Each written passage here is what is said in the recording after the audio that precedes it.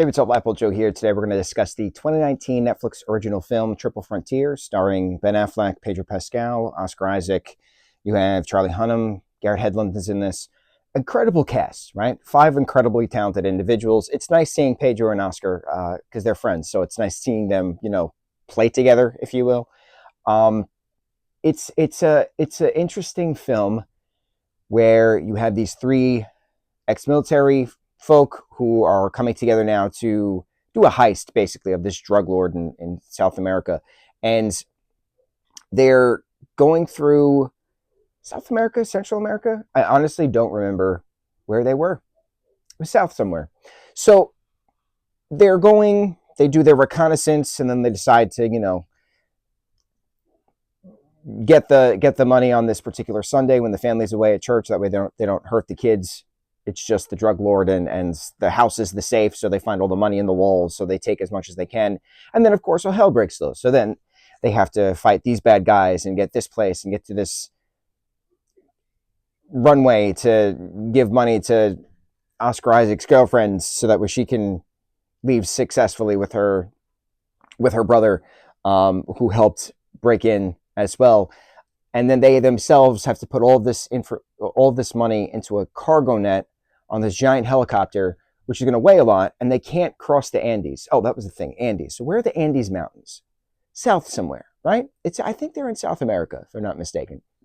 So, of course, the helicopter doesn't make it, and they have to then take all of these millions of dollars in duffel bags down the mountain to the ocean. That way they can get on a boat and escape, right? But, of course, all hell breaks loose. They crash into this cocaine farm village, and there's murder, and then there's retaliation, and then what happens when one character is killed and they have to bring him as well as the money down the mountain. And then at the end they decide to just give the share that they were capable of keeping to the family trust. That's what they called it. That way Ben's character family just gets the money, and then that's it. And what happens next?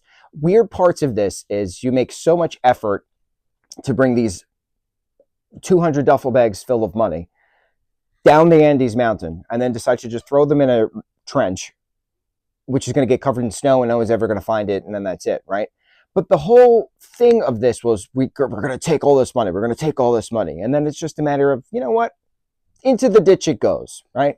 It was a weird, quick change, which there was no build up to it. And I didn't like that. There was no character development to that moment of, we're done with this, and therefore no one can find this, right? So we're just going to throw it.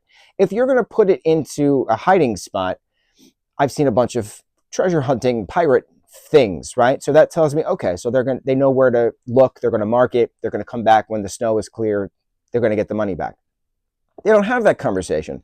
They don't say, oh, we're gonna geotag this location. They don't say, oh, we're gonna come back for this. No, that way nobody can take it.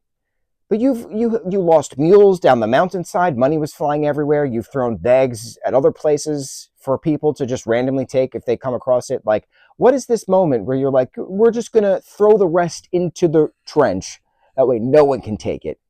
Why waste the effort? Just leave it and just take your backpack and go. That was your plan at the end. It was a weird change of character development. I didn't like the story. It was a lot of boring stuff throughout, which is unfortunate because you have an incredibly talented cast of individuals. Action sequences were fine. They pulled off the whole ex-military contracted aspect fine. I thought it was fine. I love the actors for their talent in general from other projects, so I had high expectations for this Netflix-produced film. Production value was great. They filmed on location for a lot of things. That was beautiful to see. It's just the script was bad. Prime example of incredibly talented individuals, bad script, bad story. Where's the character development getting from point A to point B to point C? It was just a weird, quick change. Very weird, quick change. I didn't like it. And a lot of the beginning felt rushed, because you're watching this, and I didn't watch a trailer, so I didn't know what to expect. So when it's pitched as 5 ex-Marines or whatever their title was, are going to do a heist against a drug lord and stuff like that, I assume that's the movie. I assume the 2-hour film is that heist against the drug lord. But the first 20 minutes was the heist against the drug lord, and I'm like, okay, so then what happens next? And then it's the premise of getting them to the ocean, getting across the Andes and down the mountain into the ocean. That way they can escape. So that was the story. But when you read the plot description, it doesn't say that. So it's weird when the plot description doesn't match the entirety of the film. And then if I watched the trailer, I would have then seen the premise of the film, but the description doesn't match the trailer.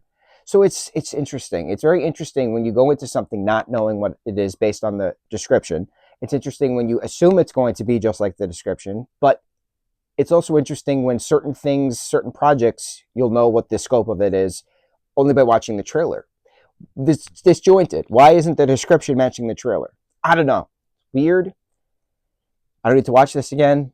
It was on the list. We checked it off. Triple Frontier, 2019 Netflix film. Interesting. On to the next review. Mucho mahalo.